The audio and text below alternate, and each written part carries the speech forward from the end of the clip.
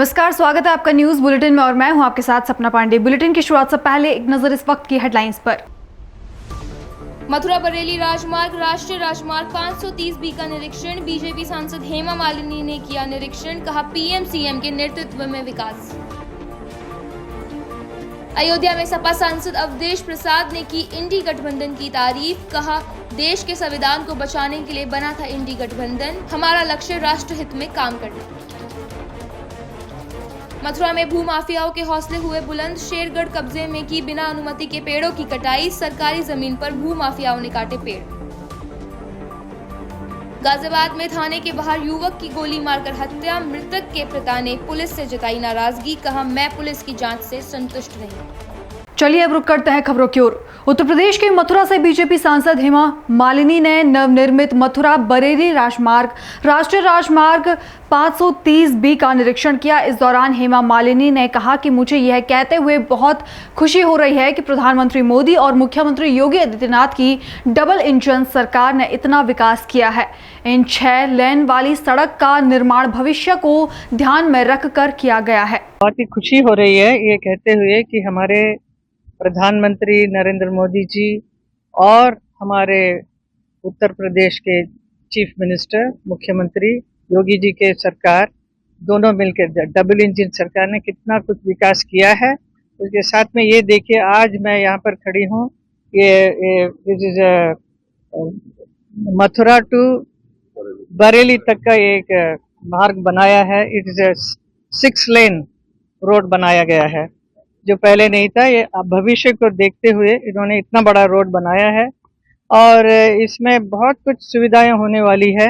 And it is about यहाँ अभी इस वक्त ये मथुरा से हाथरस तक 66 किलोमीटर का रोड बन चुका है। तो अभी मैं इसी में आई हूँ तो बड़ा अच्छा लग रहा है, सो ब्यूटीफुल। और अभी राइट नाउ मैं ब्रह्मांड घाट के पास में हूँ। राया में बहुत प्रॉब्लम्स थे, तो लोग कहते थे कि यहाँ ट्रैफिक जैम होता है, वो सब उसका पूरा निवारण अभी हो गया है। अभी और आगे तो ये पूरा रोड बरेली तक जाने वाली है। तो it's a very beautiful work अभी हमारे नेशनल हाईवे वालों ने किया है। मैं उनको बहुत धन्यवाद करती हूँ कि इतना अच्छा काम कर रहे हैं और इतना विद इन 1 ईयर्स टाइम, 1 साल के अंदर इन्होंने यहाँ तक किया है। और इसका सैंक्शन हुआ था 2019 में और काम शुरू हुआ 22 में और with in this short time यहाँ तक बन गई है, अभी और भी बन जाएगी। ऐसे बहुत सारे विकास हो रहा है हमारे देश में और मुझे खुशी है कि मैं मथुरा के सांसद होते हुए मुझे ये देखते हुए ये सब लोग जो काम कर रहे हैं उन सबका भी बहुत धन्यवाद करती हूँ कि आप लोगों की वजह से ये इतना अच्छा विकास हो रहा है। और इसे अच्छी तरह से मेंटेन करना हमारा जनता का काम है। जनता को भी इसका वैल्यू मालूम होना चाहिए और इसके साथ कैसा होना चाहिए, ये सब वो लोग भी करें। अयोध्या में समाजवादी पार्टी सांसद अवधेश प्रसाद ने कहा कि INDI गठबंधन देश के संविधान को बचाने के लिए बना था। INDI गठबंधन देश में जाति जनगणना कराने के लिए बना है, लेकिन अभी भी देश में आजादी लाने वाले महापुरुषों का सपना अधूरा है। इंडिया गठबंधन पार्टी जो बनी थी बहुत बड़े कार्य के लिए, देश के बाबा साहब भीमराव अम्बेडकर के संविधान को बचाने के लिए। इस देश में करोड़ों युवा जो हैं, जो हमारे देश की बहुत कीमती धरोहर हैं, दौलत हैं, आज बड़ी डिग्रियां लेकर के वो बेकार हैं। सरकार के पास उनके लिए कोई नौकरी नहीं है, पेपर लीक हो रहे हैं। इनकी संख्या देश में 1000, 500, लाख नहीं, करोड़ों की है। तो इस बात को लेकर इस देश के करोड़ों नौजवान को, पढ़े लिखे नौजवानों को सरकारी नौकरी देने के लिए, बड़े कार्य के लिए इंडिया गठबंधन बना। इंडिया गठबंधन बना है इस देश में जातीय जनगणना कराने के लिए।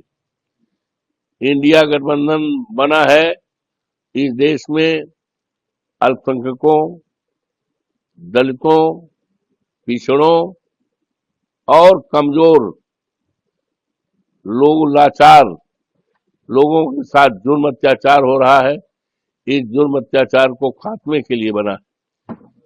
ये इंडिया गठबंधन इस देश के आजादी लाने वाले महापुरुषों के जो सपना थे, उनका सपना अधूरा है। आजादी का लाभ देश के सभी लोगों को नहीं मिल पाया है, उसको दिलाने के लिए ये इंडिया गठबंधन इस देश में किसानों की खुशहाली लाने के लिए बना है। देश, हमारा देश किसानों का देश है। आज सबसे ज्यादा परेशान है तो हमारा किसान है, हमारा मजदूर है। तो इसलिए इंडिया गठबंधन का उद्देश्य कोई मामूली उद्देश्य नहीं है, उसका उद्देश्य देश हित में, राष्ट्र हित में बड़ा उद्देश्य है। इस उद्देश्य को पाने के लिए ये इंडिया गठबंधन बना है और इंडिया गठबंधन किसी प्रकार का न कमजोर है, न टूटने के कगार पर है, न टूट सकता है। खबर उत्तर प्रदेश के मेरठ से है, जहां हस्तिनापुर नगर पंचायत में आजकल सड़कों का निर्माण जोरों पर है। बता दें कि वर्तमान में विधायक जल शक्ति मंत्री दिनेश खटीक और हस्तिनापुर नगर अध्यक्ष सुधा खटीक हस्तिनापुर ने विकास कराने के लिए काफी प्रयास किया, लेकिन कुछ भ्रष्टाचारी ठेकेदार नगर पंचायत हस्तिनापुर को बदनाम करने में कोई कसर नहीं छोड़ रहे हैं। नमस्कार, आप देख रहे हैं पल्स 24 न्यूज। आज हम हस्तिनापुर की ग्राउंड जीरो की रिपोर्ट पर हैं, जहां पर हम आपको बता दें जैसे कि हस्तिनापुर में बहुत तेजी के साथ कार्य प्रगति पे है।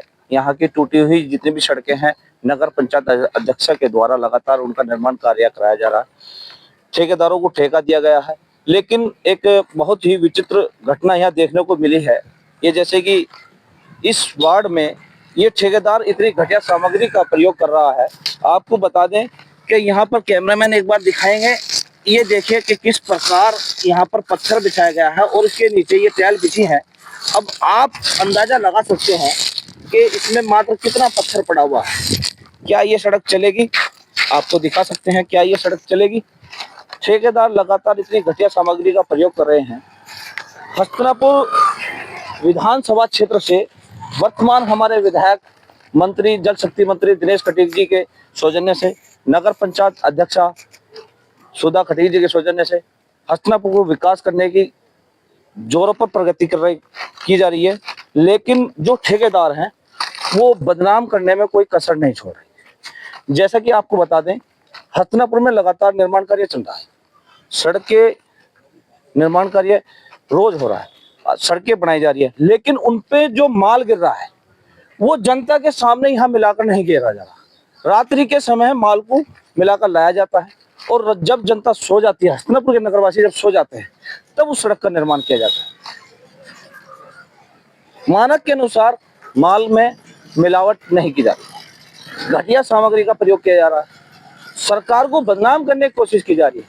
जब ये सड़कें टूटेंगी तो यहाँ की जनता आवाज उठाएगी कि यहाँ के जो नगर अध्यक्ष हैं अथवा यहाँ के मंत्री हैं या विधायक हैं, उन्हें जनता आवाज देगी कि कार्य गलत हो रहा है, उनका नाम बदनाम होगा। अभी हमारे साथ इस बात को चर्चा के लिए यहाँ के कुछ लोग जुड़े हैं जो इस वार्ड से हैं।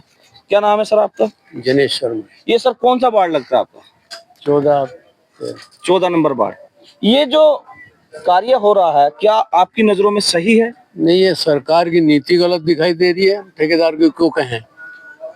ठेकेदार की इसमें कमी है या नहीं है? ठेकेदार की 100% कमी है। जब अब ठेकेदार ने ले लिया होगा, कुछ और ने ले लिया होगा, लिपापोती करके छोड़ देंगे। इसमें नुकसान तो जनता का। अभी आप देख रहे हैं इसमें 1 इंच माल भी जब सड़क टूटेगी तब क्या कहेंगे? अभी से कहेंगे ना लोग सरकार ठीक नहीं करा रही है। अभी से सही कहेंगे। ये बात सच्चाई है कि टूटेगी जब लोग क्या कहेंगे? अभी से बोलना चाहिए। अभी से बोलना शुरू करेंगे। सरकार क्या सड़क बनवा रही है सरकार ये? तो इस प्रकार हम आपको बता दें कि हस्तिनापुर नगर में जितनी भी सड़कें बन रही हैं, बहुत घटिया सामग्री लगकर बन रही है। ठेकेदार बिल्कुल भ्रष्टाचार में लिप्त हैं और कार्रवाई को बिल्कुल बेहद गंभीर मामला है। जो यहाँ के जनता है, नगर की जनता है, वो नाराज है। अभी हमारे साथ कुछ और लोग जुड़े हैं। अभी हमने कुछ समय पहले एक वीडियो वायरल हुई थी, आपको बता दें, हमारे हस्तिनापुर नगर के एक व्यापारी मंडल के व्यक्ति ने वीडियो वायरल की है, जिसमें साफ तरह से दिखाया है कि यहाँ पर पत्थर के स्थान पर जो टाइल्स हैं, टाइल्स के ऊपर ही पत्थर गिर दिया गया। आप देख सकते हैं, कैमरामैन दिखाएंगे, मट्टी पड़ी हुई है, पत्थर के स्थान पर पत्थरों के बीच में मट्टी डाल दी गई है, क्योंकि इसकी केवल भरपाई करनी है। जनता को दिखाना है कि निर्माण कार्य हो रहा है और यहाँ निर्माण कार्य अच्छा नहीं हो पा रहा। अभी हमारे साथ जुड़े हैं सर, क्या नाम है सर आपका? मनीष कुमार मेहता जी। सर, आपके द्वारा अभी हमने देखा था कुछ समय पहले आपने एक वीडियो वायरल किया है, जिसमें आपने बताया कि यहाँ घटिया सामग्री हो रही है, टैल को नहीं पड़ा गया, उसके ऊपर ही मात्र 1 इंच भी पत्थर नहीं है। क्या कहेंगे इसमें? आपके सामने की बात है, मैं अभी इसी जगह पे इसको देख के गया था, हाथ से हटा के सही करके गया था, मैंने वीडियो बनाई थी इसकी जी। मैं जब दोबारा आया तो ये फिर प्लेन कर दी गई। इसमें आप दोष किसका देंगे, ठेकेदार का या नगर पंचायत? ठेकेदार का। नगर पंचायत का कोई दोष नहीं, उन्होंने तो ठेका दे दिया ठेकेदार को। तो ठेकेदार के खिलाफ कानूनी कार्रवाई होनी चाहिए, नहीं होनी चाहिए? देख लो, आपके सामने की बात है, ये घटिया काम हो रहा है सारा। आप देख सकते हैं किस प्रकार यहाँ की जनता इस बात को लेकर काफी दुखी है कि नगर पंचायत अच्छे कार्य कर रही है, लेकिन ठेकेदार नगर पंचायत को बदनाम करने में कोई कसर नहीं छोड़ रही है। अभी हमारे साथ भैया जुड़े हैं, क्या नाम भैया? मेरा नाम मोहन सिंह है। तो ये जो आपके वार्ड में कार्य चल रहा है, इस बारे में आप क्या कहेंगे? ये काम तो मतलब रोड बनने का तो अच्छा चल रहा है, लेकिन जो ठेकेदार है ना, वो इसमें पैसे खा रहा है। कैसे खा रहा है? हाँ, क्योंकि मैंने भी अभी सुबह बात कर दी, जो लेबर ठेकेदार है उनसे, मैंने कहा इधर से उपाड़ी क्यों नहीं कह रहे कि ये मजबूत है कि ऐसे ही चल जाएगी। मैंने जब आरसीसी की बनेगी तो नीचे से अपने आप को पड़ेगी। आपकी नजरों में क्या कार्य सही है? नहीं, कार्य बिल्कुल गलत है। और वो ठेकेदार को बुलाने का मैंने बताया कि शाम को वो कह रहे ठेकेदार बुलाया जाए। हमारे साथ कुछ और यहाँ के नगरवासी अभी, उनसे भी अभी मिलेंगे। सर, क्या नाम है आपका? रविंद्र, यही के वार्ड के निवासी हैं? हाँ जी। क्या कहेंगे, ये आपके यहाँ निर्माण कार्य चल रहा है सड़क का, कैसा कार्य? निर्माण कार्य तो हो रहा, अच्छी बात है, पर संतुष्ट नहीं हो रही। संतुष्टि नहीं हो रही। क्या कार्रवाई चाहते हैं आप? लिपापोती कर रहे हैं। क्या कार्रवाई चाहते हैं आप इसमें? ये उखड़ के दोबारा लगना चाहिए और मानक के दो हिसाब से माल पूरा लगना चाहिए। अच्छा, हस्तिनापुर में मैंने अधिकतर देखा है, जितने भी विकास कार्य में सड़कें बनाई जा रही हैं, वो रात्रि के समय माल बनाकर लाया जा रहा है। ये पता नहीं कहाँ से बना कर ला रहे हैं। क्या वो मानक के अनुसार आ रहा है? नहीं, कुछ पता नहीं है। वो कुछ सड़कें जो हस्तिनापुर में जो सड़कें बनी है जी, उन पे भी धूल उड़ रही है, उन पे भी धूल रही है। वो एक देखिए, हमारे सामने वाली सड़क ऐसे रोड वो बनी है ठेके से लेके उधर बाबा मोहन राम मंदिर तक, उस पे धूल उड़ रही है, पूरी उखड़ रही है सारी, अभी बनी है फिलहाल। तो ये मानक के अनुसार तो है ही नहीं बिल्कुल। रात को लाते हैं, पता नहीं कहाँ से लाते हैं, पब्लिक सो रही होती है, करके चले जाते हैं। सुबह हमारे सामने करें। मेरा कहना यह है कि हमारे सामने मसाला बना है, हम पूरी रात इनके साथ रहेंगे जी। तो ये देखिए कितने रोड है ना, ये गंभीर मामला है। और यहाँ पर जो ठेकेदार हैं, जितनी भी सड़कों का निर्माण कर रहे हैं, रात को जो रात्रि के समय यहाँ पर उसके माल को मिक्सिंग करके कहीं बाहर से लेकर आ रहे हैं। और जो यहाँ पर मानक के अनुसार मिक्सिंग होना चाहिए, जो सीमेंट है, बजरी है, बजरपुर है, जो यहाँ मिक्सिंग होना चाहिए, वो मानक के अनुसार होना चाहिए, क्योंकि यहाँ जनता उस मानक को देख सकती है कितने प्रकार के मानक से ये बनाया जा रहा है। इसलिए बाहर के मिक्सिंग टैंक से लाकर रात्रि के समय जब नगरवासी सो जाते हैं, यहाँ के निर्माण कार्य को पूरा किया जा रहा है। लगातार हस्तिनापुर की जनता इस कार्य के खिलाफ है और जो ये घटिया सामग्री हो रही है, इसके भी खिलाफ है। आपको बता दें, जो वर्तमान में कोई भी ठेकेदार इस निर्माण कार्य को कर रहा है, वो हस्तिनापुर नगर को बदनाम करने की कोशिश कर रहा है। यहाँ तक कि हस्तिनापुर नगर संभल नगर निगम और जिला प्रशासन ने कस्बे में अतिक्रमण विरोधी अभियान चलाया। अतिक्रमण विरोधी अभियान पर जीएम जितेंद्र पैंसिया ने कहा कि हमने उन सभी संपत्तियों के मालिकों को नोटिस दिया है जिन्होंने सार्वजनिक भूमि पर अतिक्रमण किया था। देखिए, जो व्यक्ति को अपनी त्रुटि की अनुभूति होती है तो वो अपने आप अतिक्रमण हटाता है। तो इसी क्रम में हमने नोटिस दिया, नगर पालिका परिषद ने नोटिस दिया और तो आज हमने भ्रमण किया है कि यदि लोग स्वतः ध्वस्त करें तो अच्छा है, अन्यथा नोटिस के क्रम में राजस्व विभाग के द्वारा और नगर पालिका परिषद के द्वारा कार्रवाई की जाएगी। तो वहाँ पर मकान भी उसकी जगह आए हैं जो अवैध निर्माण किए हैं, उन्हें भी नोटिस दिया जाएगा? अवैध तो अवैध होते हैं, सबको नोटिस दिया जाता है और सबको स्वतः ध्वस्तीकरण करना होगा, अन्यथा की दिशा में प्रशासन के द्वारा ध्वस्तीकरण किया जाएगा। और भी अभियान चलाया जा रहा है, जैसे अतिक्रमण नाली के ऊपर बना हुआ है, सड़क के ऊपर, तो कहाँ? देखिए, नाले और सड़क के ऊपर किसी को भी रहने का अधिकार नहीं है। तो नाले और सड़क के ऊपर लोग चलने चाहिए और जो गंदा पानी है वो बहना चाहिए और उसकी निकासी होनी चाहिए। अभी वर्षा काल आ रहा है, सड़क सुरक्षा के अंतर्गत भी हमने सड़क और नाले दोनों पर से अतिक्रमण हटाया। खबर उत्तर प्रदेश के मथुरा से है, जहां शेरगढ़ कस्बे में पेड़ काटने का मामला सामने आया है। बता दें कि 3 दिन पहले एक सरकारी जमीन पर कुछ भूमाफियाओं ने कुछ पेड़ों को जेसीबी से काट दिया, जिसकी सूचना मुखबिर ने वन विभाग की टीम को दी। सूचना मिलते ही अखिल भारतीय विद्यार्थी परिषद पर्यावरण मंत्रों की एक टीम वहां पहुंची और उन्होंने धरना दिया। वहीं मामले की शिकायत उप जिलाधिकारी छाता को दी गई, जिसके बाद नायब तहसीलदार छाता मौके पर पहुंचे और धरना दे रहे लोगों को जांच कर उचित कार्रवाई का आश्वासन दिया। पेड़ों की कटाई चल रही है, अवैध रूप से जमीनों का कब्जा किया जा रहा है। तो एक विद्यार्थी होने के नाते हमें लगा कि इस मुद्दे पे हमें बिल्कुल आवाज़ उठानी चाहिए और शासन प्रशासन से यह जानना भी चाहिए कि क्यों इस प्रकार की चीज़ें हो रही है और ऐसे लोगों के हौसले बुलंद हैं जो बिना सोचे समझे वृक्षों को काट रहे हैं। आज आप परिवेश को देखिए, समाज का आज समय आज गर्मियों का मौसम भी है और तापमान कितना बढ़ता जा रहा है, परंतु आज हम पर्यावरण संरक्षण के नाम पर सिर्फ हंसी और मजाक बना रहे हैं। सिर्फ पेड़ लगाकर फोटो खिंचाना पर्यावरण का संरक्षण नहीं है।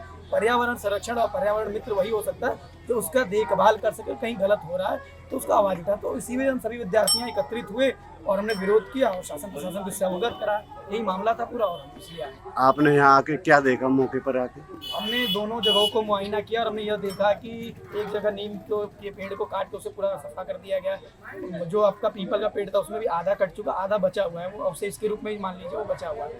तो ऐसे हरकत करने वालों को उन पर लगाम लगाने की शासन प्रशासन पे कोई व्यवस्था नहीं है या वो भी उनका साथ दे रहे हैं, क्योंकि मामला प्रश्न तो दोनों तरफ से उठता है कि इनके हौसले अगर बुलंद है तो बिना ऐसे तो हौसले बुलंद नहीं होंगे, कहीं ना कहीं से इनके पीछे भी लोग होंगे। सारी चीज समझ में। अब इस मामले में आगे आप क्या कार्रवाई करवाना चाह रहे हैं? हमने निवेदन किया SDM मैडम से भी और अभी नायब तहसीलदार मैडम भी आई थी।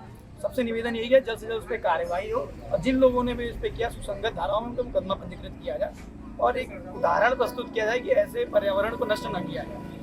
हम और आप अगर हमारा अस्तित्व है तो सिर्फ और सिर्फ इन वृक्षों के कारण है, पर्यावरण के कारण। आज आप यहाँ धरना स्थल शेरगढ़ पे आए हो, यहाँ आपने क्या देखा? जी पहले तो मैं नमस्कार करती हूँ भाई साहब आप सभी को।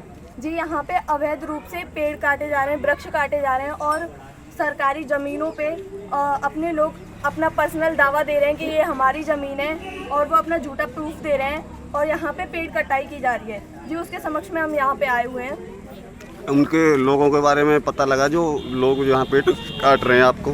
जी हाँ, हमारे सामने 10 लोगों का नाम आया है। जी उन 10 लोगों में से किसी ने दावा भी किया है कि ये पेड़ मैंने कटवाए हैं और जेसीबी लगवाई है, जिसमें कि हमारा पीपल के पेड़ की टहनियों को काटा गया है, पूरा आधा पीपल हटा दिया गया है, थोड़ा सा छोड़ा गया है और प्रूफ में जो प्रूफ ना बचे उसमें टहनियाँ भी गायब करवा दी गई हैं और पेड़ों को हटवाया गया है। तो यहाँ पर कौन कौन प्रशासन के लोग आए? जी हमारी जो तहसीलदार मैडम आई हुए हैं और SDM मैम को वो मीटिंग में थी थोड़ा, तो उन्हें हमने बताया कि SDM मैम भी उस पर अपना लेंगे जो भी उन्हें लेना होगा।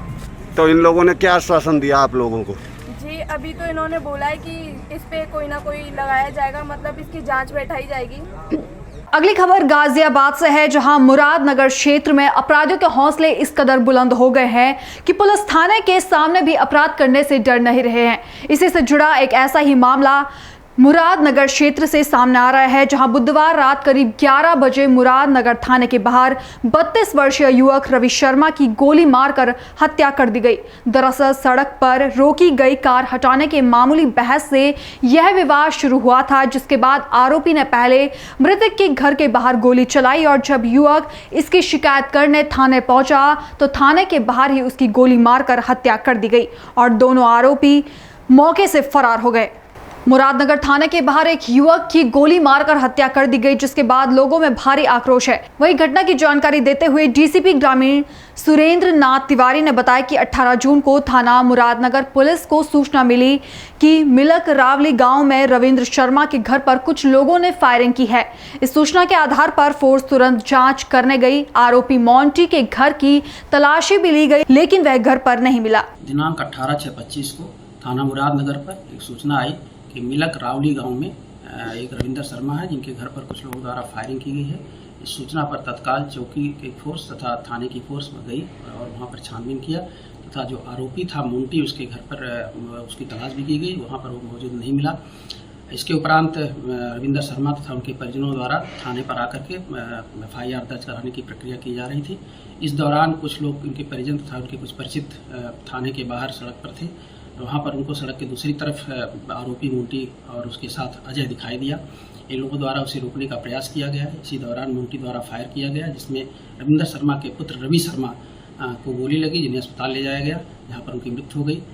इसके उपरांत परिजनों द्वारा रविंदर शर्मा द्वारा तथा उनके परिजनों द्वारा एक तहरीर दी गई। इस तहरीर में मोंटी और उसी गांव को मोंटी और अजय को आरोपी बनाया गया है। इस पर अभियोग पंजीकृत कर लिया गया है। अन्य वैधानिक कार्रवाई की जा रही है। पंचायतनामा भर करके डेड बॉडी को पोस्टमार्टम के लिए भेजा गया है और टीमें गठित कर दी गई हैं और उसकी गिरफ्तारी का सतत प्रयास किया जा रहा है। जल्दी इसमें गिरफ्तारी कर आवश्यक वैधानिक कार्रवाई कराई जाएगी। वहीं मृतक रवि शर्मा के पिता रविंद्र शर्मा ने घटना पर कहा कि मैं पुलिस की जांच से संतुष्ट नहीं हूं। जब गोली चली तो 4 पुलिसकर्मी थाने के बाहर खड़े थे और वीडियो बनाने लगे। मैं मांग करता हूं कि जैसे मेरे बेटे के साथ हुआ वैसे ही उनका भी एनकाउंटर किया जाए। दुकान है रावली, तो मैं अपने बेटे के साथ में रावली से दुकान पे आ रहा था गाड़ी में बैठ के।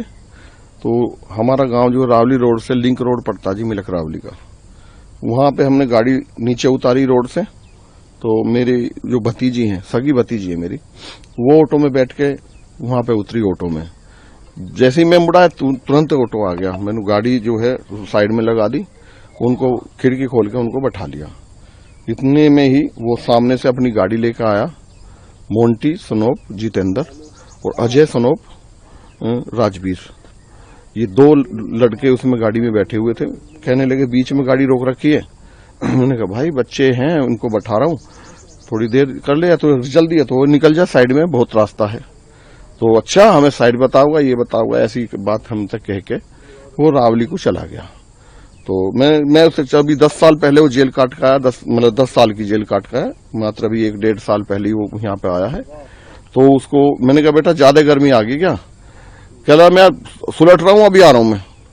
ऐसे कहते हुए वो सर मैं अपने घर चला गया। तो ये 7:30 बजे की बात है। फिर वहां 8:30 बजे मैंने गेट बंद करके अपने परिवार के साथ में बैठा हुआ था, गेट बंद करे हुए थे। तो उसने गोली चला दी, 2 गोली चलाई। मैंने जो है एक साथ 2 चली तो मुझे लगा जाली में को धुआं भी आया, तो मुझे ऐसा लगा कि किसी ने बम या पटाखा चलाया होगा। बाकी मोटरसाइकिल की आवाज थी, साउंड भी थी। तो मैंने खिड़की खोल के देखा तो वो बाइक जा रही थी ऐसे, और वो हुसैनपुर से मार्ग है एक बाईपास हमारा मिलक का, उस पर वो निकल के चले गए। तो मुझे लगा कि भाई वो उस बात को मानते हुए, क्योंकि वो लड़का बहुत क्रिमिनल हो गया, तो हमने कहा वो उसने आके गोली चलाई। मैंने जी 112 पे कॉल करा, पुलिस वहां पहुंची मौके पे। पुलिस ने कंप्लेंट लिख ली, तहरीर मैंने जो दी है वो लिख ली, और उनका मैंने नामदर्ज रिपोर्ट कराई जी। जैसे ही नामदर्ज रिपोर्ट करी है, चौकी इंचार्ज रावली वाले, उनके साथ में एक और जो 2-4 और सिपाही भी थे, एक दरोगा जी और थे, मैं नाम नहीं जानता। तो वो जो है कह लगे जी तुम्हारी जो है कंप्लेंट अभी मुकदमा दर्ज कर देंगे, तुम एक काम करो थाने आ जाओ। मैं कह रहा साहब मैं सारे दिन से तो हम थके हुए आए हैं, खाना नहीं खाया, कुछ नहीं खाया। मैंने कहा मैं सुबह आऊंगा। जी अभी निपटा लेते काम। मैं साहब कोई बात ना, गोली का मामला है तो आप देखोगे, मुझे नहीं देखना। हम थाने में आ गए जी, कंप्लेंट लिखने वाले ही थे। इतने में वो बाइक लेके हुए दोनों लड़के वे बाइक पे आए। फिर उन्होंने बाइक पे आके बाइक थाम ली और पिस्टल निकाल के एक फायर करी। तो ये हमारे बेटे भी खड़े थे, मेरे परिवार के और अन्य लोग भी वहां पे खड़े थे। तो वो उसके पीछे भाग लिए। वो भागते भागते जो है उसने फिर दूसरी गोली चला दी। वो मेरे भतीजे के यहाँ कपड़े से निकल के ऐसे निकल के चली गई जी। तो फिर दूसरी गोली एक और चलाई, वो मेरे बेटे की कमर में पीछे से लगी है। अभी राम जाने आगे से लगी है पीछे से लगी है, लेकिन मैंने तो स्पॉट पीछे देखा जब पुलिस वालों ने मुझे अस्पताल में दिखाया था। तो साहब आपके माध्यम से, चैनल के माध्यम से मैं अस्पताल में भी गए हैं। हाँ, अस्पताल में रात को थार लेके, HR गाड़ी है, HR नंबर की थार ब्लैक रंग की। तो रात को 2 बजे के करीब, 2-2:30 बजे को वहाँ पे हॉस्पिटल में भी चक्कर काटे उन्होंने। पुलिस की कार्रवाई से किस तरह संतुष्ट हैं? सर मैं पुलिस की कार्रवाई से बिल्कुल संतुष्ट नहीं हूँ, क्योंकि जिस समय गोली लगी वहाँ 4 पुलिसकर्मी बिल्कुल गेट के बाहर, थाने के गेट के बाहर खड़े हुए थे। और जिस समय उन्होंने पहली गोली चलाई तो वो वीडियो बनाने लगे सर, पुलिस वालों 4 पुलिसकर्मियों ने वीडियो बनाई। अब वो भले ही चाहे वो वीडियो को डिलीट कर दें या वीडियो को ना दिखाएं, वो बात अलग है, लेकिन सबने कही भाई पकड़ो पकड़ो, हम लोग चोर को पकड़ने जा रहे हैं। पुलिस जो है कोई नहीं गया। अच्छा, मांग क्या है आपकी? सर मेरी मांग ये है कि जैसा मेरे बेटे का हुआ है एनकाउंटर, उसका एनकाउंटर होना। किस तरह की योगी सरकार से हम योगी के कट्टर समर्थक हैं। योगी जी से मेरी आवाज अगर पहुंच जाए तो योगी जी के हम कट्टर समर्थक हैं। मुझे और मेरे भाई को, मेरे बेटे को एक तो हमें सर कोई असला मुहैया कराया जावे, क्योंकि वो जेल चला जाएगा। जेल जाने के बाद में फिर आएगा, वो अगर उसका एनकाउंटर हो भी गया है तो वो तो दूसरी पार्टी है, उसके और भी दूसरा उसके परिवार के जो दूसरा लड़का है वो आएगा। वो आने के बाद में हम मेरे बच्चों को फिर मारेंगे सर। आपको खतरा जान का? मेरी जान को, मेरी खतरा मेरे बेटे को, मेरे भाई को।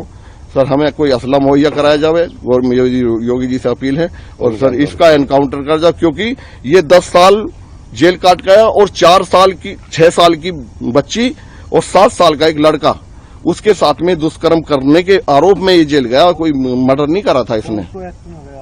है जी, पोस्को एक्ट में ये गया, जो भी है आपकी वाणी में। तो अगली खबर आगरा से है, जहां फतेहाबाद क्षेत्र में आगरा लखनऊ एक्सप्रेसवे पर एक बस और ट्रक के बीच जोरदार भिड़ंत हो गई। हादसे में 2 लोगों की मौत हो गई, जबकि करीब 15 लोग घायल हो गए। वहीं सभी घायलों को इलाज के लिए अस्पताल भेजा गया है। बता दें कि बस दिल्ली से बिहार की ओर जा रही थी। फिलहाल बुलेटिन में इतना ही। देश और दुनिया की बाकी तमाम खबरें देखने के लिए बने रहिए पल्स 24 न्यूज के साथ। नमस्कार।